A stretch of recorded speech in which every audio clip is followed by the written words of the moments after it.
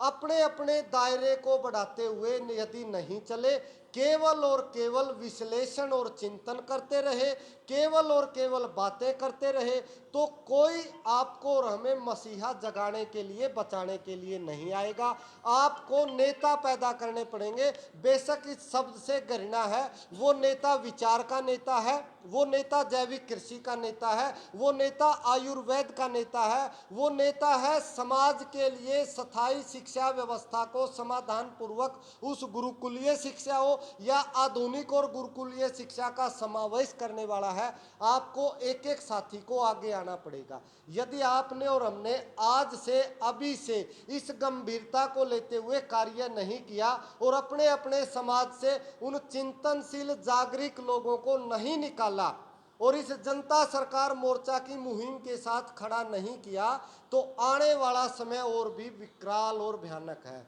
जो ये छोटे छोटे षड्यंत्र से, इन षड्यंत्रों से बड़े षड्यंत्र आने वाले हैं और इन षड्यंत्रों से आप और हम तभी बच सकते हैं यदि आपने समाज को अपने साथ, उन जागृत लोगों को खड़ा कर लिया, तभी आप इन व्यवस्थाओं से टकरा सकते हो। तो अंत में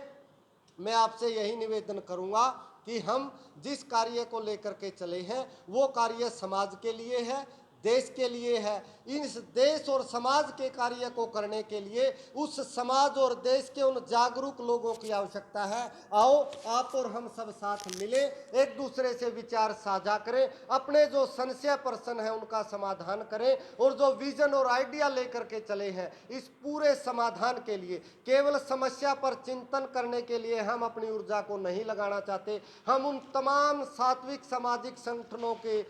उन सब का हम सम्मान करते हैं जिन्होंने आज इस भारत के लिए चाहे अंश मात्र अच्छा किया है। हम उस अच्छे के लिए उनके ऋणी हैं। लेकिन आपको और हमें जो समाधान दिखाई दे रहा है, आपको और हमें जो चुनौती और संकट दिख रहा है, जो विकरालता दिख रही है, उसके लिए जो हमें कार्य करना है, उस कार्य को करने के लिए ज़्यादा ऊर्जा से लगना पड़ेगा। तो सीमित संसाधनों में आपकी और जो हमारी ताकत है, ये समाज की ताकत, गांव की ताकत, उन जागृत विचारवान लोगों की ताकत, तो अपने अपने क्षेत्र में पुनः आपसे निवेदन है कि आप सब प्रश्नों को एक दूसरे से साझा करते हुए आइएगा, मिलकर के साथ चलेंगे और पूर्णतः प्रामाणिकता के साथ उन आज़ादी के मतवालों के जो अधूरे सपने थे, राजीव भाई दीक्षित का जो अधूरा सपना था, वो व्यवस्था परिवर्तन का सपना, उस व्यवस्था परिवर्तन के सपने को रचनात्मक दृष्टि से भी हम पूर्ण करेंगे। और यदि बड़े उद्देश्य के लिए लड़ना पड़ा,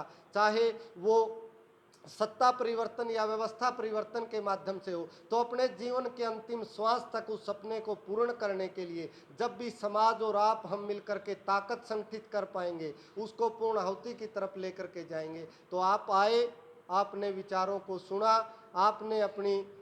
इन सब भावनाओं को सम्माहित किया इस संकल्प में, इस यज्ञ में, तो हम आपसे बार बार धन्यवादी हैं और नमन करते हैं। क्योंकि 2 घंटे से 2 ढाई घंटे से आप बैठे हैं, तो मैं निवेदन करूंगा अंत में भाई देवेंद्र जी भी, क्योंकि कहीं ना कहीं आप सोशल मीडिया के माध्यम से कई साथी या जुड़े होंगे, तो अपने शब्दों में हमारी इस लड़ाई को भाई देवेंद्र जी आपके बीच में साझा करेंगे और उसके बाद